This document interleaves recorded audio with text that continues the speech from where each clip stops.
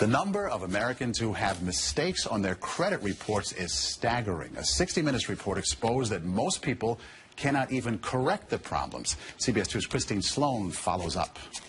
Meg Pasternak says a mistake on her credit report nearly destroyed her credit. We had to present so much documentation to say this wasn't ours, and then we still had to pay something to get rid of it. Pasternak says it took months to resolve the problem. You feel kind of helpless because they got you under the gun if you need to get a new car or a house or for anything. Pasternak is not alone in her frustration. A new government study finds up to 40 million Americans have mistakes on their credit reports. But an investigation by Steve Croft on 60 Minutes finds most people get nowhere trying to correct an error. Ohio's Attorney General tells Croft that is a clear violation of a federal law. The federal law says that if you believe that there is a mistake, you can go to them and they have an obligation to do a reasonable investigation.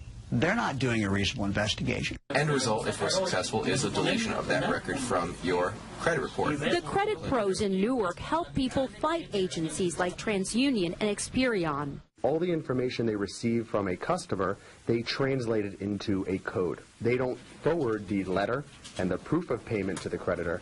They just forward the 3-digit code. So the best way to protect yourself? Go directly to the creditor rather than going to the credit bureau themselves. Another good habit to get into, check your credit report periodically to make sure there are no changes.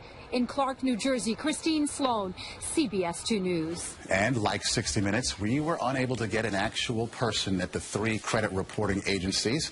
60 Minutes was referred to the spokesperson for the agencies, who provided a statement citing an industry-sponsored survey that showed 95